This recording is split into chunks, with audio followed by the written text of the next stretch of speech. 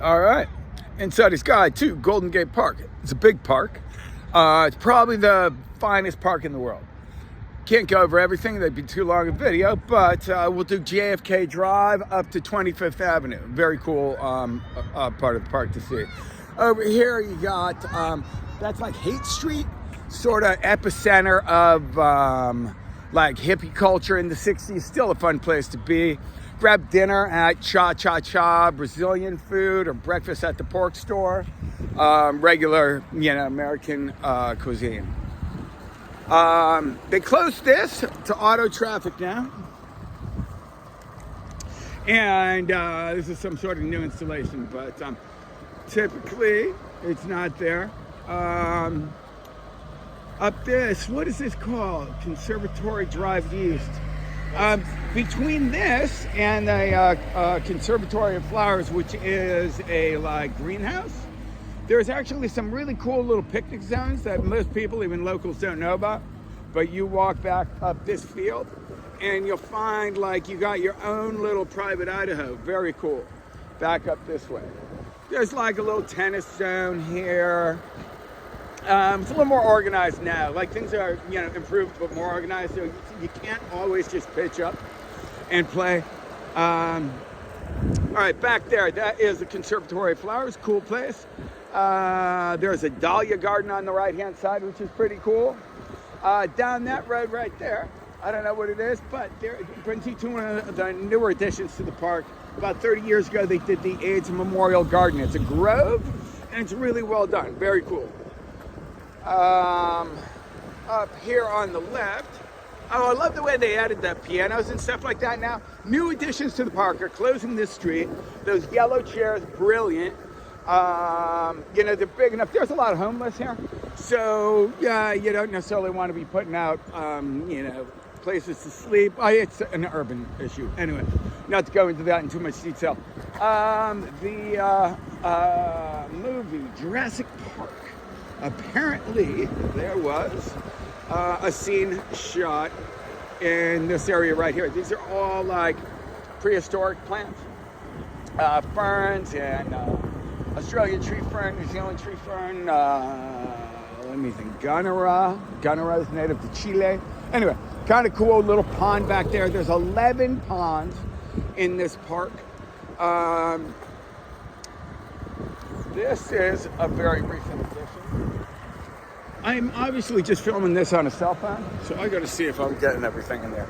I'm doing my best. I'm skateboarding on an electric skateboard. I like this. Sort of the rebellious nature of San Francisco, putting a no dancing sign there in front of the, that's like a roller skate dance party. Right up there, rhododendron garden. Springtime especially cool.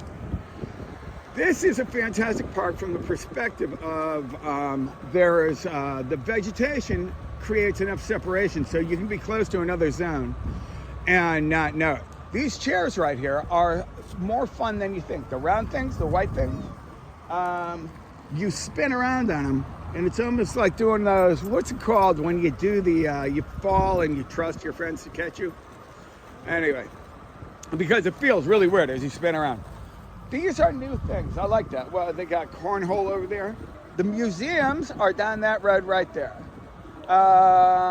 If you're here, I always like when I'm traveling to get a overhead view. The top of the D. Young Museum is free to access. Great place to just get a layout of the city. Sunday, 11 o'clock, show up and learn how to dance the Lindy. I love that. All right, up ahead on Sundays, okay, that's the D. Young Museum. The Academy of Science is really cool also. That's on the other side of, that's more of a formal garden over there. There's a band shell. There's probably a band playing today. Today is Sunday. The Academy of Science has a cool party. Oh, you can take this shuttle through the park. There's a cool party on Thursday nights at the Academy of Science. Really fun, world-class museum, music and cocktails. Definitely a enjoyable event. Thursday nights. Ends early, probably 11 o'clock. There is a little rhododendron garden. Redwood grove right back here. if you are here for a short period of time, don't have time to go see the giant redwoods, there are redwoods that are fairly large here. There's also redwoods at the Arboretum. That's the rose garden. Rose garden, typical rose garden, there's roses. This path right here will take you to the Arboretum, which is one of the finest gardens in the world. It'll also bring you to Stowe Lake, which is a little lake with boats and that kind of thing. Sunset from the top of Stowe Lake is fantastic, especially when the moon is rising, full moon sunset. You see the moon rise over the city and the sunset over the ocean. There's a tree stump.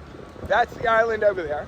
And there's a tree stump. You'll find it. Stand on top of that, and you have one of the best views to watch the sunset in San Francisco.